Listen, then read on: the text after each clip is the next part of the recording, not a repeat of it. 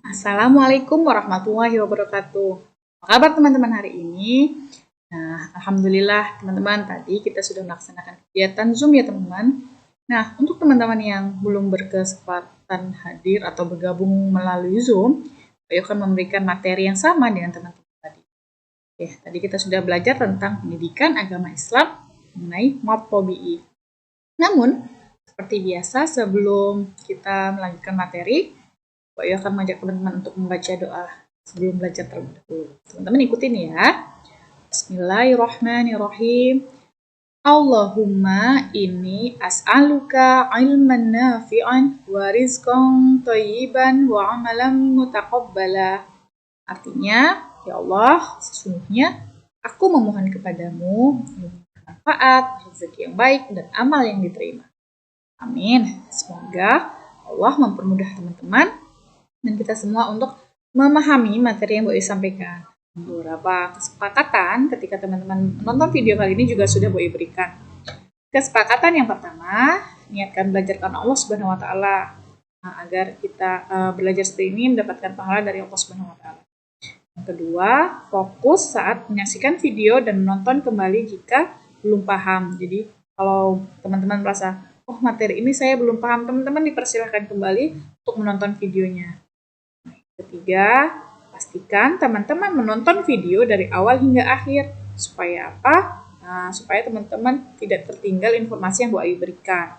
Kalau teman-teman skip-skip, khawatir ada yang terlewat.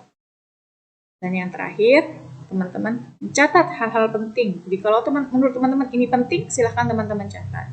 Oke, alhamdulillah nih, berdoa sudah, kesepakatan sudah. Kita lanjut langsung ke materi pembelajaran pada hari ini ya teman-teman.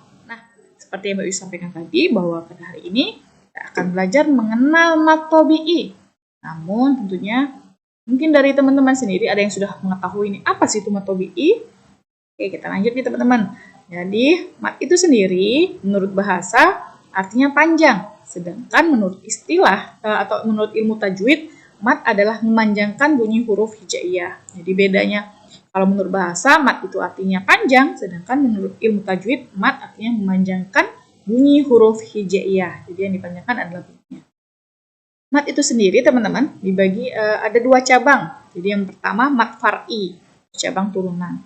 Mat far'i adalah semua mat selain mat tobi'i. Karena bersumber dari mat tobi'i, maka disebut mat far'i yang mempunyai arti mat cabang atau turunan. Mat far'i ini memiliki 14 cabang lagi, teman-teman.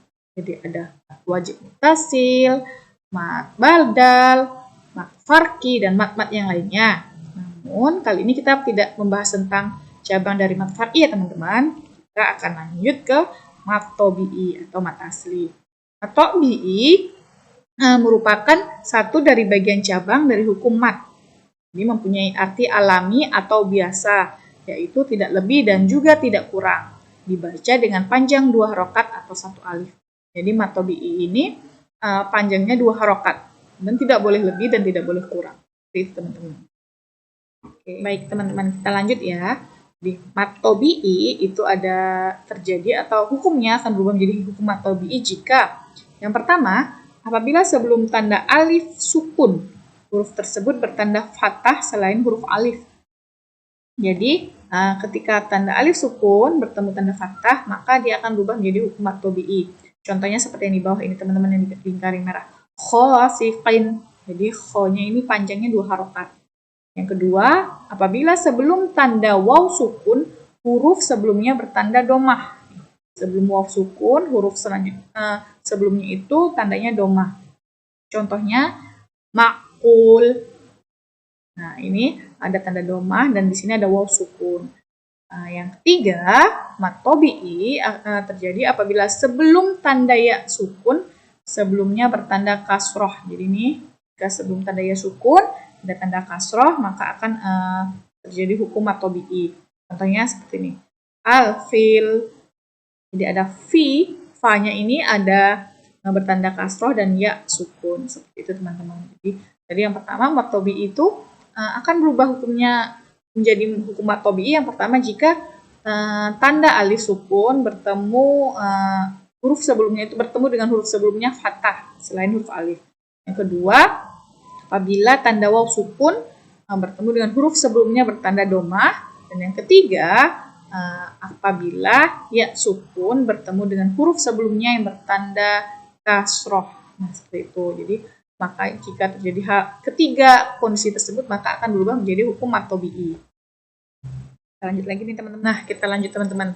Yang pertama, matobi'i itu terjadi apabila tanda baca fathah bertemu atau diikuti dengan huruf alif. Contohnya, kola dan kulna. Di ko-nya ini ada tanda fathah diikuti alif, dan kulna tunanya fathah diikuti tanda alif. Yang selanjutnya, tanda baca kasroh diikuti dengan ya sukun. Contohnya adalah alamin. Jadi mim di sini itu tanda baca kasroh dan diikuti dengan ya sukun. Jadi merah-merah ini adalah beberapa contoh matobi'i teman-teman. Yang ketiga, matobi'i terjadi apabila tanda baca domah diikuti dengan waw sukun. Contohnya tubdun. Nah, ini contohnya teman-teman. Jadi yang huruf yang Bu Ayu merahkan itu adalah beberapa contoh dari matobi'i. Diingat, matobi'i itu terjadi apabila 3 hal ya teman-teman. Yang pertama, fathah, tanda baca fathah itu diikuti dengan huruf alif. Yang kedua, kasroh diikuti dengan ya sukun, dan yang ketiga tanda baca domah diikuti dengan waw sukun. Lanjut lagi nih teman-teman. Nah teman-teman, di sini Bu Ayu punya surat Al-Fatihah nih teman-teman. Kita sama-sama mencari mana saja yang merupakan contoh dari matobi'i. Kita mulai dari Bismillahirrahmanirrahim. Kira-kira dari kata-kata Bismillah ini yang mana teman-teman ya? Yang merupakan contoh dari matobi'i. Tepat sekali. Teman-teman, katahim. Ini kenapa teman-teman? Karena ada tanda kasrah diikuti dengan ya sukun. Lanjut ke ayat yang pertama. Alhamdulillahirabbil alamin. Nah, di ayat yang pertama ini yang merupakan atau contoh hukum matobi'i itu yang mana teman-teman? Benar, yang di ayat yang potongan ayat terakhirnya teman-teman ya. Min. Jadi di situ ada tanda kasrah diikuti dengan ya sukun. Lanjut ke ayat yang kedua. Ar-Rahmanir-Rahim. Yang mana teman-teman? Barakallah. Tepat. Jadi yang ayat kedua juga sama, masih berada di akhir, yaitu ha kasrah bertemu dengan ya sukun. Nah, pada ayat yang ketiga nih teman-teman, kita cek lagi. Maliki yaumiddin. Di mana teman-teman kira-kira jawabannya? Tepat, masih di potongan ayat yang terakhir. Jadi kata ini ada kasrah dan ya sukun. Lalu di ayat selanjutnya, iyyaka na'budu wa iyyaka nasta'in. Di mana teman-teman? Ya, benar. Yang pertama ada ya di sini ada fathah dengan alif. Dan juga sama nih teman-teman, ya fathah diikuti dengan alif dan ain. Nah, ini di sini ada tanda kasrah diikuti dengan ya sukun. Lanjut ke ayat yang selanjutnya. Ihdinas siratal mustaqim. Yang mana teman-teman? Tepat. Jadi yang ayat kelima ini ada ro-nya. Ro-nya ada tanda fathah diikuti dengan alif. Dan ko kasroh diikuti dengan ya sukun. Nah, selanjutnya yang di ayat terakhir. Siratal ladzina an'amta 'alaihim ghairil maghdubi 'alaihim waladdallin. Nah, mana ya teman-teman? Di ayat yang terakhir nih. Banyak sepertinya ya.